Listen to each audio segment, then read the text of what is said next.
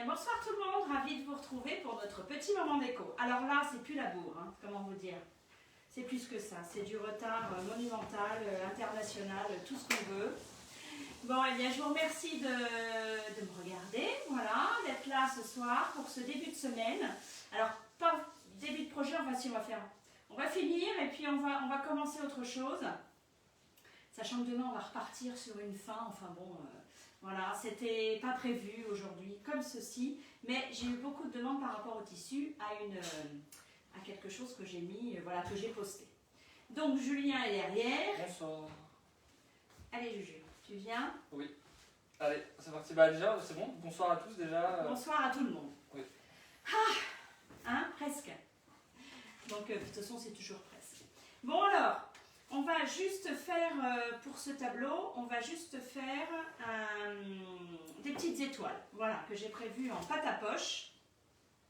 J'ai encore pas fini d'illustrer là, non, je sais pas ce qui s'est passé, enfin le week-end, et ça a été trop vite, voilà. Et pourtant, c'est pas faute d'avoir bossé, mais ouais, non, tout va toujours trop vite, c'est incroyable. Et en plus, quand je pense que ça fait 1 an, depuis le mois de mars, ça y est, que je suis avec vous, vous êtes avec moi, qu'on est tous ensemble, que le projet a mûri un matin, voilà, et bon, bah ouais, ça fait déjà 1 an.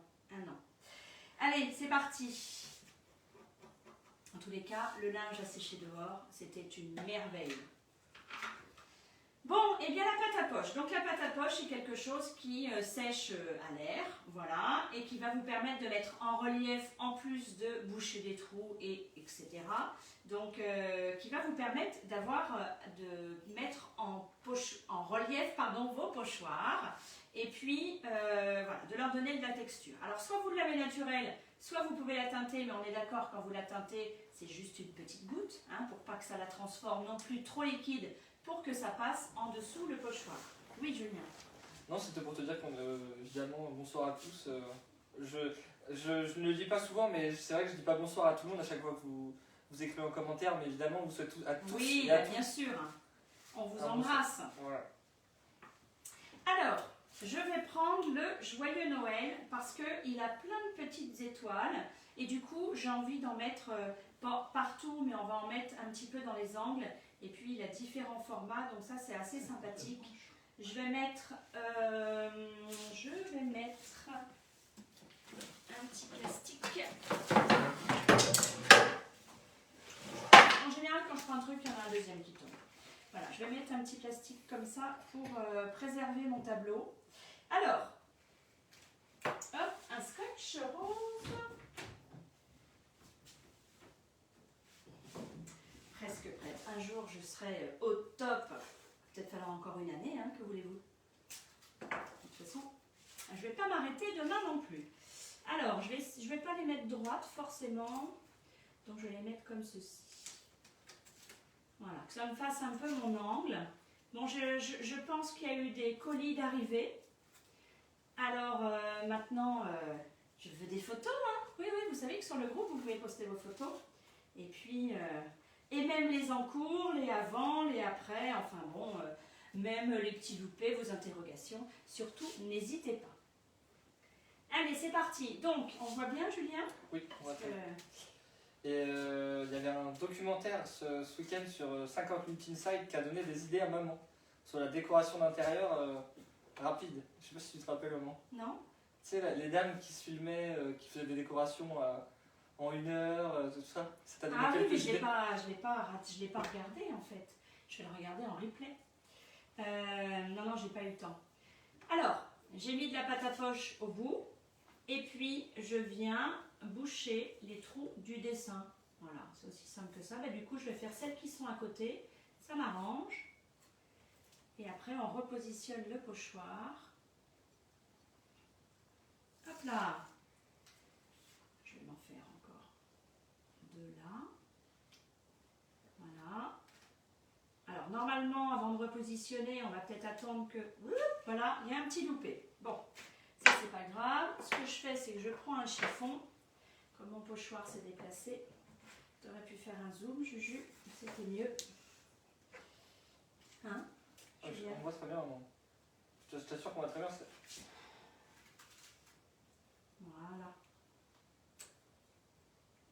faut bien tenir le pochoir Et il y comme a ça. Isabelle qui te dit bonsoir, non n'arrêtez surtout pas, je suis devenue accro, merci. Non, non, c'est pas prévu, Isabelle. Ce n'est pas prévu. Allez, encore une petite. Encore une petite. Ouais, encore une petite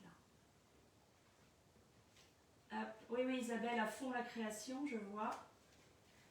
C'est génial. Allez, celle-là, hop, au revoir. Je reprends la pâte à poche. Ça, c'est parce qu'il faut quand même laisser sécher. Parce que je ne voudrais pas abîmer celles qui sont à côté, en fait. Pas appuyer dessus. Ça, c'est quand on veut aller trop vite. Voilà. Bonsoir à toutes ceux et celles qui nous rejoignent, hein. J'ai vu que là il y avait beaucoup de gens qui venaient d'arriver. Ok, bon bah c'est parfait. Alors, je vais vous montrer ce que ça donne. Du coup, j'ai écrasé un peu, il faudra que je revienne et que je la refasse. La grosse en fait. Voilà. Bon, après, ce que vous faites, c'est que vous prenez un petit cure-dent. Vous avez vu, hein, s'il y a un petit loupé, vous l'enlevez. Maintenant, ça a blanchi, il va falloir que je mette un petit coup d'éponge. Elle, et ben du coup, elle est moins droite parce que je suis venue écraser. Normalement, quand on superpositionne comme ça son pochoir, j'aurais dû attendre que celle-là soit sèche pour pouvoir faire les autres, vous voyez, parce que du coup, on repositionne le pochoir et comme c'est de la pâte, quand on l'enlève, hop, la pâte s'en va avec. Donc là, je vais mettre un petit peu de blanc, d'autant que j'ai une petite plaque qui est claire. Donc voilà, on a joué finalement sur les teintes un peu rosées. Et puis voilà, je vais en mettre là. On va mettre plusieurs petites choses. Et j'ai une idée de fanion, mais je ne sais pas si ça va se faire. Je vais voir. Donc ça avance tranquillou. Bon, alors, j'aurais dû vous attendre. J'aurais dû vous attendre, mais bon, ça, la rouille, c'est quelque chose que j'aime beaucoup. Et du coup, ben voilà, j'ai rouillé mon oiseau. Voilà, donc j'aurais dû vous attendre. Ce que je vais faire demain, je vais refaire un support, voilà, avec du fer. Il ne me reste vraiment plus grand chose, donc je vais essayer de faire un petit quelque chose. Il sera sec et demain soir on met le vinaigre. Voilà, donc j'ai pas eu le temps de refaire. J'ai vraiment un fond de fer. Donc autant vous dire que je vous ai dit, hein, quand j'avais le pinceau qui était enduit, bah, on y va, hein, les rebords de tableau, les choses comme ça. Je cherche autour de moi, mais non, c'est là-haut. Et du coup, j'ai essayé avec de l'étain. Et effectivement, j'ai mis étain et fer, voilà, à l'intérieur. Alors, on a quand même ce côté brillant, irisé, un peu argenté. Et puis le côté ferreux. Mais j'avoue que finalement, tout faire, c'est mieux. Voilà, surtout pour la rouille, puisque c'est le principal, là, pour le coup, que je lui ai demandé. Donc, l'étain et la rouille, et le fer, pour moi, pour la rouille, ça ne sert absolument à rien. Mais j'ai voulu tenter, comme j'avais vraiment plus beaucoup de fer, donc ça ne m'a pas forcément plu. Et puis de toute façon, il n'y a que le fer qui rouille. Voilà. Donc je vous dirai tout demain, puisque ceux qui n'ont pas de fer, on va faire et les fer. Non, on va faire une imitation fer, voilà, quand vous n'avez plus de fer. Voilà, on s'est bien compris, hein, c'est le bazar. Donc demain, on revient sur le sujet. Mais c'est vrai que c'est l'éclate et ça fait vraiment quelque chose d'hyper original, quoi. Et puis on a ce côté métal, parce que la poudre de métal, c'est vraiment du métal. Vous avez vraiment après du fer. Voilà. Julien. Oui, il y a Viviane qui te dit que c'est une super réalisation. Le fer, là, l'oiseau, oui. ouais, c'est pas terminé. Encore pour moi, ce n'est pas terminé. Il faut encore qu'on retravaille ça. Mais demain, je vais faire un tout petit truc et puis je vous attendrai parce que c'est plus fort que moi des fois. Le week-end, le samedi, dimanche, comme ça, 2 jours, à ne pas toucher ce que je suis en train de faire, c'est terrible. Donc, qu'est-ce que j'ai fait? Il y a une question de Catherine qui te demande si tu peux vitrifier une fois que c'est rouillé. Oui, alors c'est vrai que ça perd un petit peu, ça ternit un petit peu le support. Alors je me demande demain si je ne vais pas mettre un vitrificateur semi-brillant, c'est-à-dire 50 de vitrif sat et puis 50 de vitrif brillant. Donc je vais voir ce que je vais faire pour lui donner un tout petit peu d'éclat finalement. J'ai essayé avec la cire liquide, j'ai pas plus, donc je vais essayer de lustrer aussi. Bon voilà, je bidouille en fait, c'est pour ça qu'aujourd'hui j'ai été un petit peu en retard. Bon, alors ce qu'on va faire, vous savez que j'ai posté quelque chose sur le tissu et j'ai eu beaucoup de demandes par rapport à ça et beaucoup d'interrogations. Alors, oui, quand... tiens Julien, tu peux me donner le tissu où j'ai plein dessus? Le tissu, oui, le coussin, pardon, avec un cœur. Mon Dieu, c'est lequel? Oui. Alors, du coup, donc ça, c'est un tissu lambda. Hein, et puis, donc je suis venue faire le pochoir J'adore. Alors, là, c'est fait avec du bâton à l'huile. Et là, c'est fait avec de la peinture. Il faut savoir quand c'est fait avec de la peinture, c'est ce que je vous expliquais, c'est fait avec la peinture de meubles que l'on fait, avec lesquels on fait les meubles. Et c'est vrai que ça a ce côté un petit peu rêche finalement. Mais voilà, je le sais, on le sait, c'est comme ça.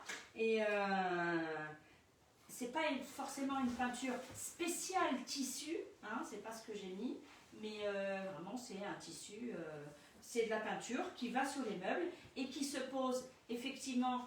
Bon là j'ai pas mis des léopros, mais c'est ce qu'on va faire, voilà, c'est ce qu'on va voir. La tête de lit que j'ai mis, c'est de la couleur, qui était sur un tissu complètement abîmé, d'accord, avec vraiment des strilures et comment vous dire, il était quand même alvéolé et du coup la seule solution c'était de le repeindre.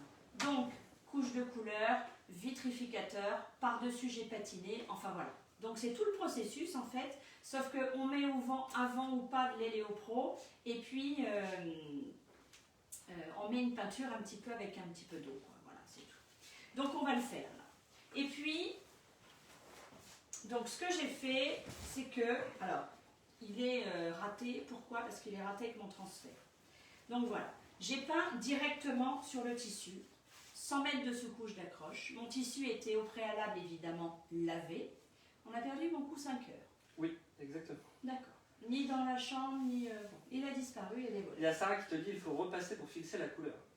Oui, il faut repasser pour fixer la couleur, bien évidemment. Mais on va en refaire un tissu, on va en refaire. Je vais en refaire demain, je vais préparer. Et effectivement, vous lavez votre tissu, vous lavez votre tête d'oreiller. Et puis, une fois qu'elle est propre, on fait le pochoir, on met la couleur dessus. Donc là, j'ai carrément peint, voilà. Soit vous peignez complètement le fond, soit effectivement, vous faites des pochoirs dans ce genre-là.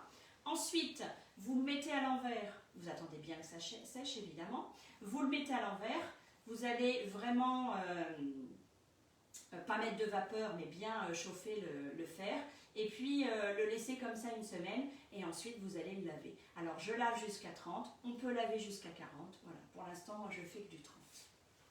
Donc ça pour le tissu. Alors c'était aussi l'expérience que je voulais faire. C'est que vraiment, on a effectivement ce côté rêche. Alors on va le faire puisque j'ai un tableau avec du tissu. Ce que j'ai fait là pour faire ça, j'ai mis une serviette à l'intérieur bien évidemment. Et puis j'ai pris ma couleur corde. J'ai la première passe, j'ai un petit peu dilué avec de l'eau. Alors un petit peu, c'est que je trempe mon pinceau à l'intérieur, je mouille les poils de mon pinceau. Je viens prendre de la couleur et puis j'enduis mon tissu. De toute façon, vous allez le voir parce que quand vous mettez une peinture pure sur un tissu, elle va vous boucher tous les pores du tissu. Hein.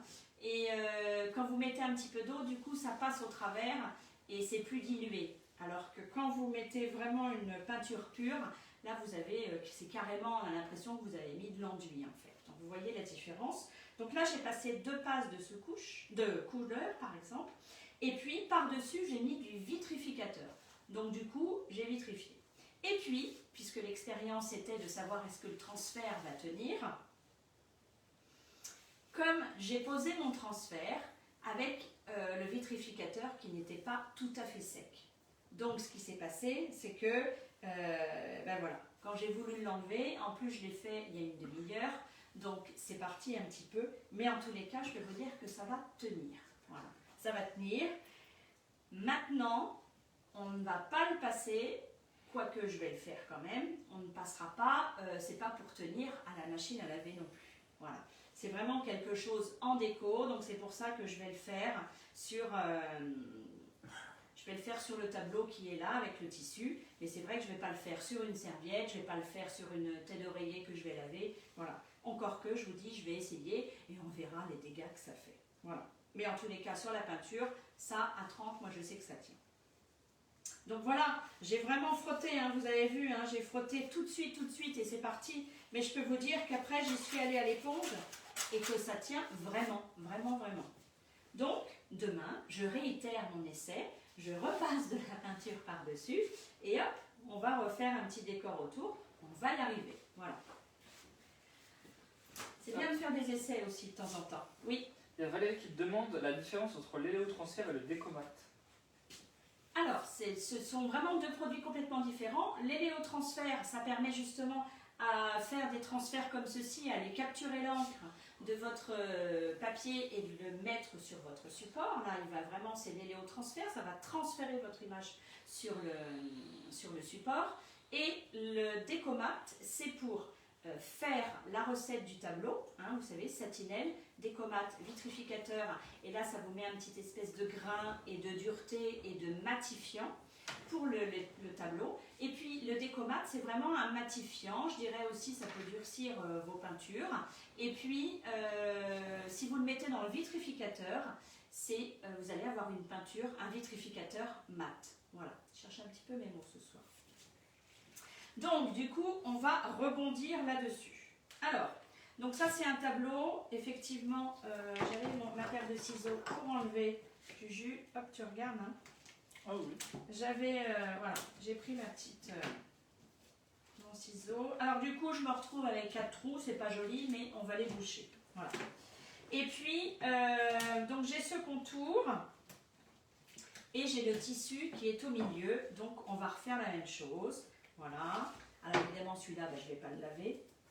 Mais je vais refaire l'autre. Je vais refaire la tête d'oreiller quand même. Je veux aller au bout de ce que j'ai fait. De ce que j'ai entrepris de faire. Donc voilà. Alors ça c'est quelque chose que j'ai acheté 50 centimes dans une brocante. Et bon, on va faire un petit tableau déco. Voilà. Hop. Ah, c'est tout rêche. Le tissu est taché complètement, donc on va le peindre. Allez, je rebouche ma pâte à poche. Bon, j'ai vu toutes vos belles créations, c'est extra. Hein. Alors, normalement, j'ai tout ce qu'il faut. Mon pinceau, ça, et puis on va prendre du craie. Alors, maintenant je rebouche ma pâte à poche. Donc la pâte à poche va me servir du coup, autant à faire les reliefs, autant là je vais m'en servir pour aller reboucher les trous que je n'ai pas envie d'avoir. Voilà. Et une fois que ce sera sec, je passerai mon Eléopro, ma sous-couche d'accroche. Voilà. Je n'ai pas besoin de faire sur le tissu. Hein. Alors, du coup non, j'ai décidé de ne pas faire de sous-couche sur le tissu. Je vais prendre mon eau. Vous avez vu, j'ai fait un petit pot en étain. Donc on verra ça également demain. Parce que j'ai acheté des boutons assez sympathiques. Donc on va faire des petits pots comme ça où on mettra les Léopro dessus. Et puis je mettrai mon bouton sur le dessus pour décorer. Alors, je prends donc mon pinceau que j'enduis d'eau. Voilà, que je mouille. Et ensuite je viens le mettre dans le craie. Et là, je vais aller peindre. Donc c'est un peu liquide pour la première passe. Oui, Julien? Oui, c'était juste pour dire bonsoir à ceux qui viennent de rejoindre parce que comme ça fait 4-5 commentaires, on a l'impression que je lis pas les commentaires, mais je vois bien vos bonsoirs. Donc voilà. Alors effectivement, on voit du coup encore l'oignon qui était bien rouge. Mais c'est pas grave, ma deuxième passe va couvrir. Donc vous voyez, hop, je remouille le bout de mon pinceau et puis je viens prendre de la peinture. Voilà. Et évidemment, en séchant, il va devenir un peu rêche. Mais bon, c'est pas grave, c'est comme ça. Donc, par rapport à ma tête de lit, pour avoir les explications également, donc la tête de lit, puisque je vous dis tissu fichu pour fichu, donc voilà, j'avais pas le choix de faire ça. Et donc du coup, oui, il est assez rêche, mais le gonflant, hein, parce que quand même il y avait une mousse en dessous, eh bien se fait, voilà, donc on appuie, ça se fait, mais c'est vrai que le rebondit a du mal, va mettre plus longtemps à revenir.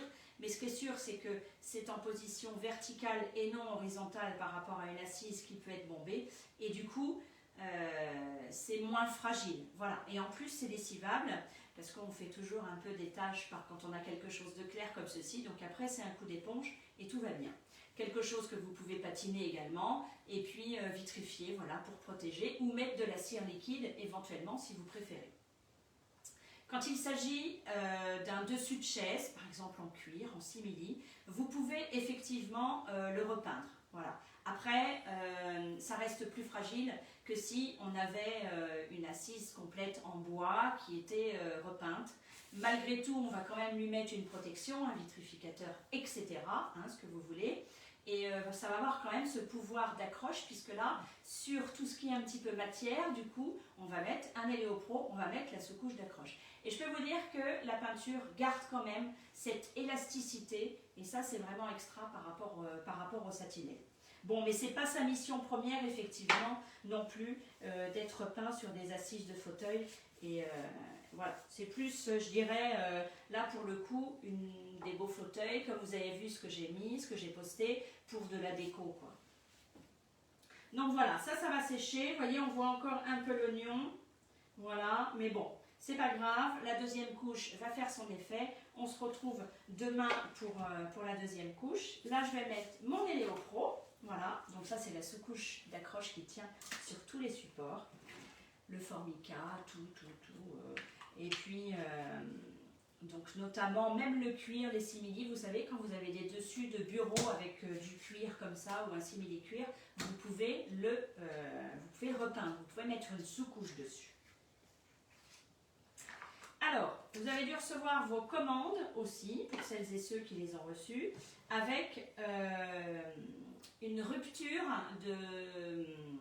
de pochoir. Oui, en ce moment, ils ont eu une difficulté avec une machine, donc ça va arriver. Alors, je vais juste faire celui-ci. Donc, là, vous allez mettre votre Eleopro. Évidemment, j'avais nettoyé quand je l'ai récupéré. Et c'est ça qui est bien. Quand vous avez l'Eleoclean et que vous récupérez des objets comme ça, et bien vous les nettoyez tout de suite, même si vous n'avez pas votre peinture ou qu'il vous manque la couleur qu'il vous faut. Vous les préparez. Voilà, je vais en mettre partout. Vous les préparez et puis après, quand vous avez la couleur où vous êtes vraiment décidé, tout est prêt en Eleopro. Ça veut dire qu'aujourd'hui, je pose mon Eleopro, même si c'est quelque chose que je vais peindre dans 2-3 mois, c'est pas grave. L'Eleopro, dès l'instant où évidemment vous ne l'utilisez pas en mettant du gras, voilà, des cochonneries dessus, après vous pouvez très bien vous en servir et mettre de la couleur. Voilà, du gras, de la cire. Ça, on ne le met pas entre l'Eleopro et la couleur. Bon, ben voilà, hein. On va laisser sécher. On va laisser sécher ça et on se retrouve demain pour la suite. Donc, vous voyez, soit vous faites la pâte à poche, vous faites vos trous avant, vous attendez que ça sèche, vous mettez un petit coup de ponce. En général, on peut aussi mettre 2 passes de pâte à poche si vraiment les trous sont creux. Ou alors, mettre l'Eleopro dessus et mettre la pâte à poche après qui peut être prise entre l'Eleopro et la couleur. Il y a Sarah qui te dit terrible idée du transfert sur la housse du coussin. Oui, mais pour l'instant c'est déco, hein, c'est pas passé au lavage, mais je pense qu'on va avoir des surprises à mon avis, ça va partir. Mais je vous dis, je ne l'ai pas fait pour ça, je l'ai fait pour voir si éventuellement, c'était un petit challenge, pour voir si ça fonctionnait. Et voilà. Alors, je vais le supprimer, mais je sais qu'il y a un marabout qui propose un portefeuille magique. Ok. Tu supprimes alors. Surtout, n'hésitez pas à enfermer ça hermétiquement, comme ça vous le retrouvez tout propre demain ou après-demain, ça dépend. Si c'est un peu plus longtemps, ce que vous faites, c'est que vous mettez un petit filet d'eau à l'intérieur, ça peut vous garder comme il faut votre souplesse de pinceau et de rouleau également. Alors, ma boîte. Bon, ben, je me suis amusée, je me suis un petit peu lâchée avec tous les pochoirs. Voilà, avec celui-ci, avec les grands, avec le jungle. Donc, écoutez, hein. Et puis, qu'est-ce que j'ai pris comme couleur? Donc, on est sur un fond jurassique qui est un gris avec une petite pointe de vert. Après, j'ai pris du craie, du Darjeeling. Le Darjeeling, il est là. Ça, c'est le brocéliande. Et puis, ça, c'est de l'or blanc. Voilà.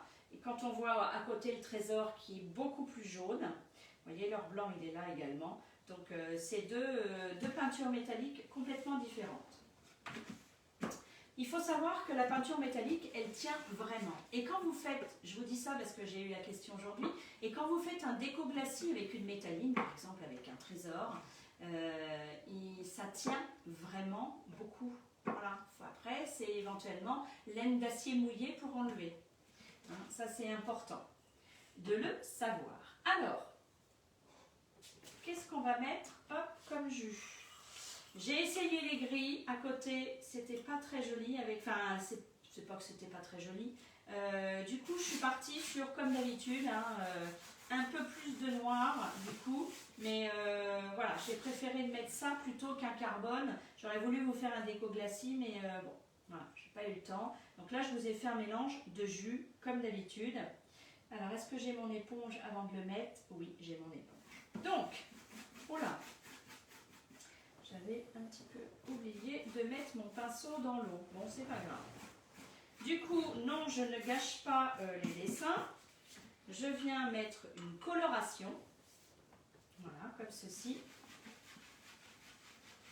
Alors, Annick, tiens justement, puisque tu es en train de passer tout ça, surtout, t'en mets un petit peu partout, tu n'attends pas que ça sèche et tu viens lisser comme ceci. Voilà.